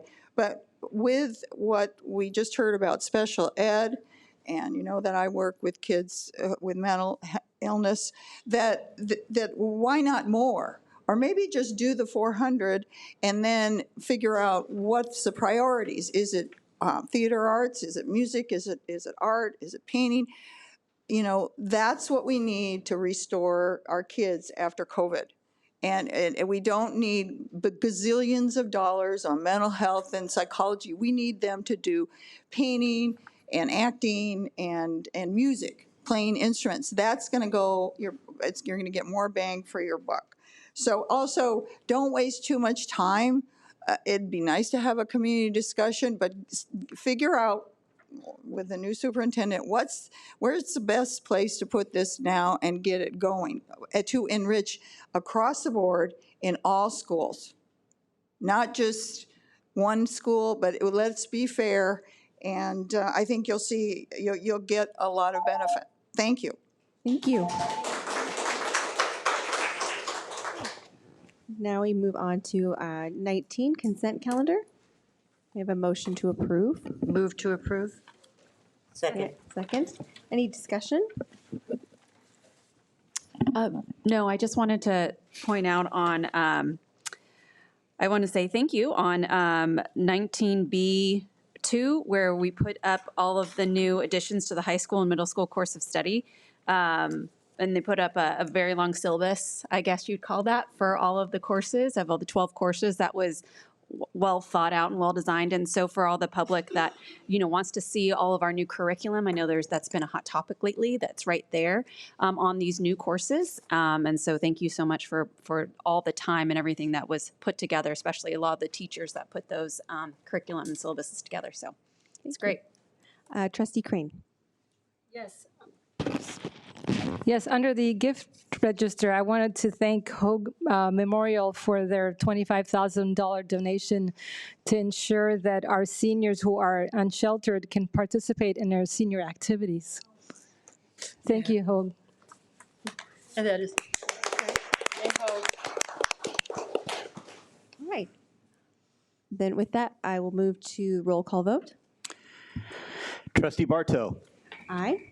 Trustee Metoyer. Yes. Trustee Crane. Yes. Trustee Anderson. Yes. Trustee Wygand. Yes. Trustee Yelsey. Yes. Thank you. All right, with that, we move to discussion action. Starting with Mr. Trader, we'll do 20A, approve the Irvine Company Endowment Revised Allocation Method. So as you heard from Mrs. Lee some time ago, the district entered into agreements with the Irvine Company. The result of those agreements is an endowment, the principal of which is $6 million. That has since grown to about $13 million. The rules associated with that endowment include that the board approves those expenditures and that they're used for what's called educational enhancements, which is been defined by the board as anything which increases the educational opportunities for students above and beyond the Board of Education's adopted curriculum. That was adopted by board action on April 29th, 1997. Also associated with the endowment is board action dated February 11th, 1997, wherein the money really cannot be tapped until the earnings exceed this consumer price index. And as you're aware, for a number of years now, interest rates have been all sizzle, no bacon. And so we haven't been able to reach that benchmark. And as a result, the money has not been able to be tapped since the year 2004. Wow. And so with that then, it's recommended that the board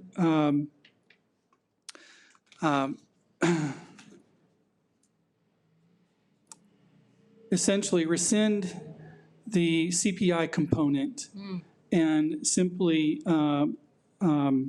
allow for utilization up to 7% of all accumulated earnings on a fiscal year basis. Okay. So I'm going to get a motion in a second, and then we'll go to comments. I would like to make the motion, please. And I'll second it. There we go. I also just want to thank you, Mr. Trader, for all of your work on this. Even though we're at the highest of CPI that we've ever been, March 2022, I think this is a great idea. So thank you for doing all of the background work on that. You're welcome. I would like to make a motion to rescind the CPI qualification that we currently have in place for our policy and to allow utilization at 7% to utilize this for educational enhancements. Thank you. And then I have a second from Trustee Crane. So we have comments from Trustees Wygand and Matoye. So start, I think Trustee and Trustee Yelsey. So we'll go Trustee Wygand, Trustee Matoye, Trustee Yelsey. So my question would be the 7%. How did we come up with the 7% and why? I think Wendy Lee asked that as well, but it was my question as well. So the 7% is based on what is referred to, and it doesn't necessarily technically apply to the district. However, it is a standard that's out there, and the standard is the Uniform Prudent Management of Institutional Funds Act, and that's in Probate Code Section 18501. And it essentially says that 7% of utilizing 7% of all accumulated earnings is a good benchmark to help protect the purchasing power of an endowment. Endowments are by nature supposed to protect the purchasing power. Right. And so it's a standard that we could go to, and so we recommended that to you. Great, thank you. Okay, Trustee Matoye. Is the 7% of the total amount of money we have now or 7% of the principal? So it is 7% of all of the accumulated earnings over $6 million, over the $6 million principal. So that it would equate to about $400,000 per year. Okay, my second part two of my question was, in the future, this is the prudent formula that we have. In the future, after we've used this wonderful opportunity for a few years to see if the board that's sitting here says, oh my gosh, we would love to use more of that, that's something they can address in the future. Or does probate number 501 point whatever say, no, don't go above 7%? The board can make that action later on. Perfect. Or now. What? Right. I totally think we should be prudent. Then figure out if prudence doesn't work. Yeah, the only thing you cannot touch is a $6 million principal. Okay, perfect. Thank you. Trustee Yelsey and then Trustee Crane. Yeah, I just want to, we will have this amount to spend up to $400,000, but we won't be required to spend that every year. That's correct. Because right now we are still using funds that we have that are going to run out. We have a timeline to use them for COVID, and it would be more prudent to use those funds for some of these enhancements. Yes, you have ample time to thoughtfully think about this. I wouldn't let it burn a hole in your pocket. Mm-hmm. Yeah. Trustee Crane. Actually, I had the same exact thought as Trustee Yelsey. I was going to ask, I don't want to say we're flush with money, but we have plenty of money that we need to spend, given the timeline that you've given us as far as all of the funding that we've received from the state and the federal. So my question was, can we wait and not spend right away while we have enough funding for programs that we need that are part of the priorities of the district? And you did answer that. Thank you. Yes. Go ahead. Yeah, I did. I just want to follow up and say if this is something that would be a good topic for a study session, or if it's better driven by a report from staff saying what is needed, and if we could comment on that, I think that would be. Sure, or a budget conversation as we go through the budget workshop and see what those numbers are and what the needs are as well. But absolutely. Okay. Tonight it was just to get the change to how we have been doing business thus far. To get the ability to have those funds. But then my question follow-up was, so it allows us to have about $400,000 a year. Can that accumulate? can that go into a separate pot, or is it a spend it each year? It's like PTA money. Do we have to spend it on the kids that are there? You're very creative. We would Okay. not have you in our accounting department. I chose not to take accounting for a reason. Now we know why. But that's actually a really good point. The board could give direction to staff to essentially move that money off to a separate account every year, and then you could expend out of that account. Does that make sense? That's what I was So you wouldn't miss out on the 7% every year. You could just move that off every year if you wanted to do keep that, spending and that then COVID money. spend it as you had gotten a concept on what you wanted to do with it. Yeah. First things first, though. One of the reasons this first came to light for me is because some of our schools that don't have foundations and need educational enhancements, I was trying to find in the budget where we could find some money. So I think even if we have some of our COVID programs and we have things that are in place, there's still things like Art Masters is $8,000. Some of our schools don't have art. Right. So I think, we don't necessarily have to wait, but maybe when we have our budget discussions, we can talk about maybe allocating, $80,000 this year and, using the rest later, but having that conversation and the ability to use it finally. Yes. Thank you. So I have a note to make sure that we don't neglect to have that conversation in the next, because I think this is really good progress and I want to make sure that we keep going. All right. So I think we're ready for a roll call vote. Student board member. Yes. Trustee Bartow. Yes. Trustee Matoye. Yes. Trustee Crane. Yes. Trustee Anderson. Yes. Trustee Wygand. Yes. Trustee Yelsey. Yes. Right. Moving to 21, resolution adoption calendar. 21A, adopt resolution 20-04-22, authorizing filing application for California preschool, transitional kindergarten, and full-day kindergarten facilities grant program. Mr. Trader. So this is funds that are associated with TK facilities, not the program, not running the program, just facilities. And we recommend passage of this resolution that will help us to access some money that would be made available for facilities. May I have a motion to approve? So moved. Second. Is that Trustee Anderson? Yep. Okay, it's been moved by Trustee Matoye, seconded by Trustee Anderson. Any further comment? Okay. Roll call? Student board member. Yes. Trustee Bartow. Yes. Trustee Matoye. Yes. Trustee Crane. Yes. Trustee Anderson. Yes. Trustee Wygand. Yes. Trustee Yelsey. Yes. Adopt 21B, adopt resolution 21-04-22, authorizing removal of district representative signatory for the state eligibility determination school facility program form SAB 50-3. So moved. Oh, Second. All right, Mr. Trader. Oh, The school facility program is very particular about signatures, and we just need to update signature authority for that. All right, thank you. Roll call vote, unless there's discussion. All right.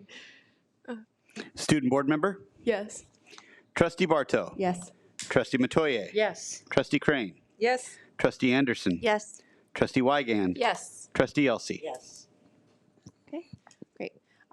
Move to 21C, adopt resolution number 22-04-22, recognizing California Day of the Teacher, May 11th, 2022, and National Teacher Appreciation Week, May 2nd through 6th, 2022. Thank you. We appreciate work of all of our employees, and every now and then we have the opportunity to carve out a group and say, yes, we really recognize that this is your time, that we are putting you in the forefront. And I think it's really appropriate that tonight we had NMFT announce our Teachers of the Year, and we're also bringing forward to you a resolution to acknowledge the California Day of the Teacher, May 11th, which is the state recognition, as well as recognizing the National Teacher Appreciation Week of May 2nd through 6th.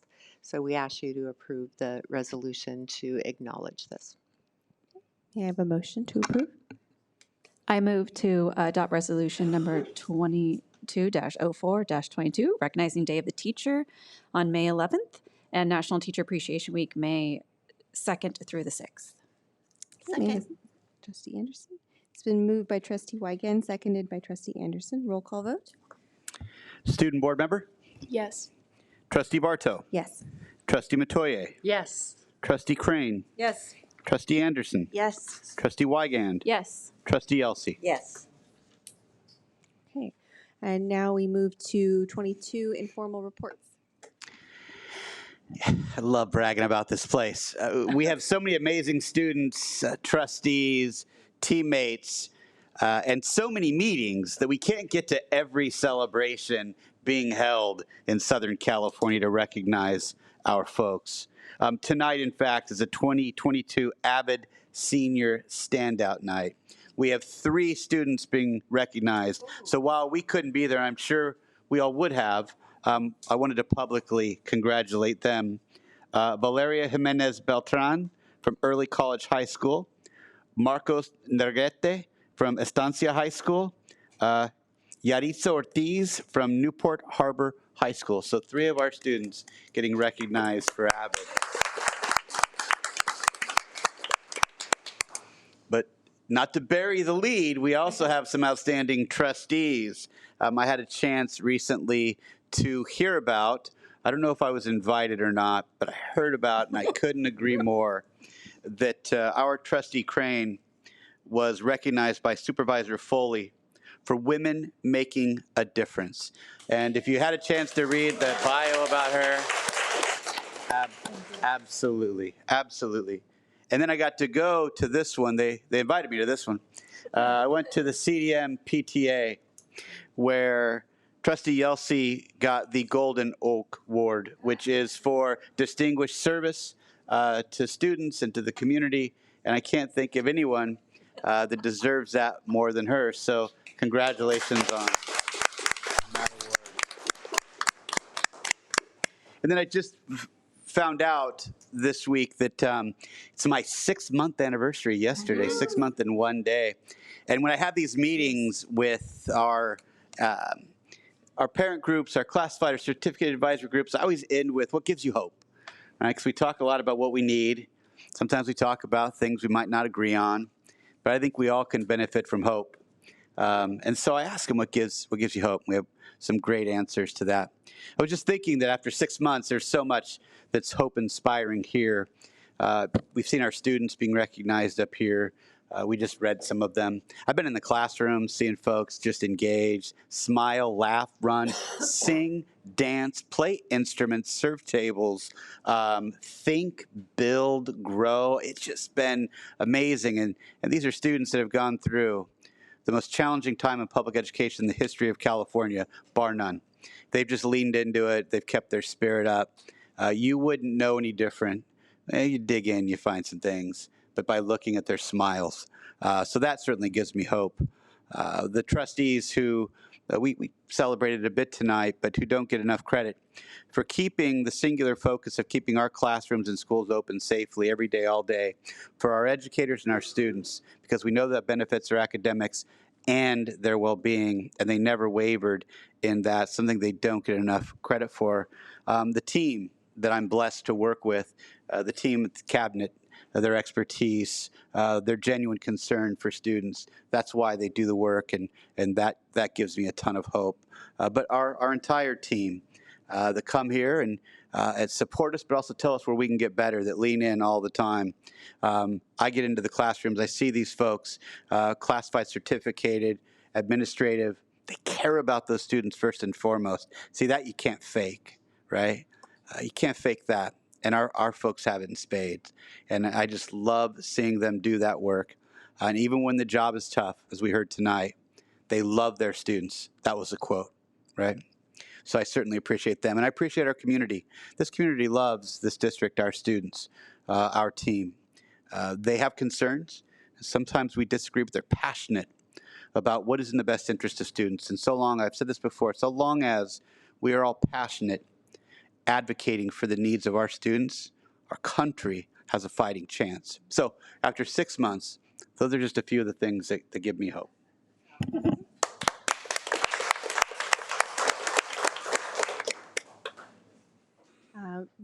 That was really great. Thank you. We move to our board member reports, committee reports. I'm going to start in the middle, because I always start at one end or the other. So Trustee Anderson. I have no report tonight. Okay. All right, we'll go to Trustee Wygant. I just want to recognize I was at the PTA. I was going to say CPA. It's tax season. I was at the PTA event with Jeff Trader and Lisa Boiler, and we Davis won outstanding creative membership award. They were honorary mention, but just want to say it's another feather in Davis's cap because it's their year. They've had they've just been a great school for the last couple years. So, thank you. All right, Trustee Yelsey. Yeah, I just want to make an observation tonight as I was sitting here. Obviously, we appreciate all our employees. They're amazing. We've had some amazing presentations. But tonight, one person's name just keeps coming up to me, and that's Jeff Trader. First of all, when Suzanne Gauntlet came up and talked about the COC and what they've been doing and how instrumental Jeff is in their process and how much they count on him. And then the Cloud Campus got up and talked about how much Jeff has helped in terms of getting it started quickly and making sure the financial aspect is all working out. And it just, the endowment that he spoke of and brought it to this point, there was a lot of work that went into getting it to our discussion action tonight. And then on top of that, it was really appropriate tonight that in our consent calendar, we approved his temporary supplemental compensation as Chief Financial Officer because it is well-deserved. And I just want to thank you for everything because it's real important to all of us that we remain financially sound. And I think we all feel we are that way with you. So thank you.